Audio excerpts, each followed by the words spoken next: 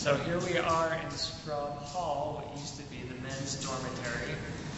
This is where Lennart lived in 1930, almost 80 years ago.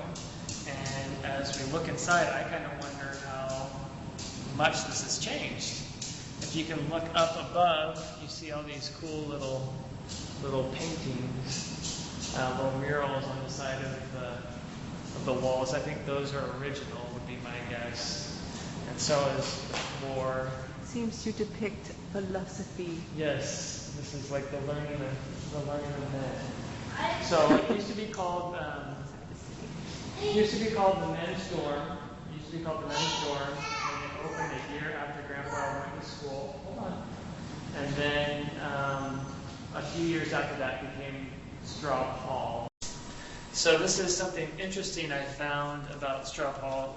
Grandpa lived in Gamma Hall of the men's dorms. There's like 6 different sections that the hall was divided off into. And so as I walked in here, I found the Gamma South entrance.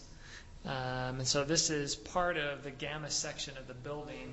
In fact, as we go up to the next one level to the stairs, we'll see all the different professor offices, and those were probably once the dormitories. So why don't we go upstairs?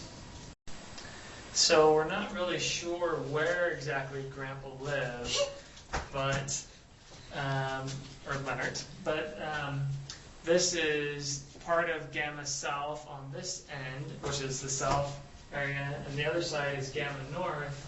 And so Lennart probably lived somewhere between here. And there's 4 floors, so he could have lived in any one of these. But this is an example of one of the offices that belonged to the professors, and I imagine it probably housed 1 or 2 students.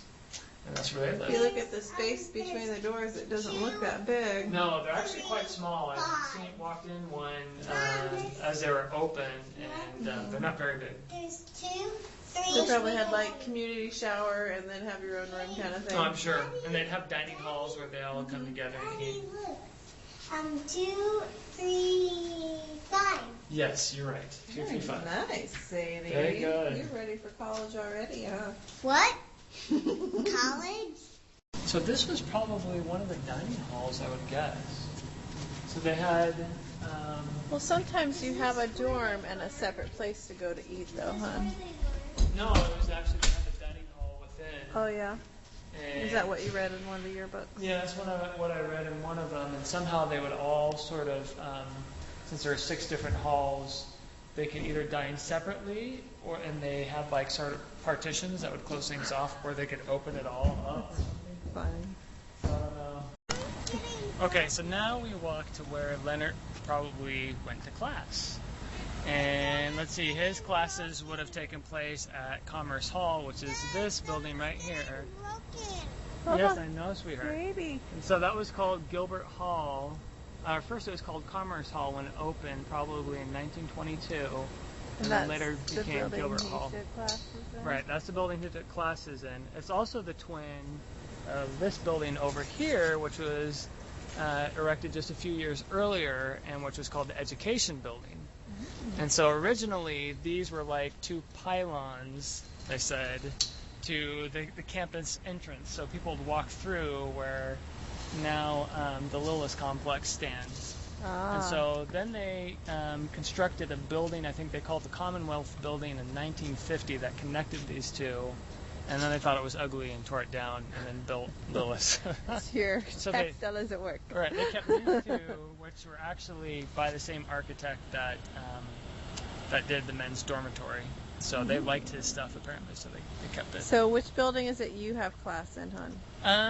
Well, I have class all throughout the Lillis complex, but the Center for Sustainable Business Practices was actually housed in the Gilbert until they began construction on it at the end of this last term.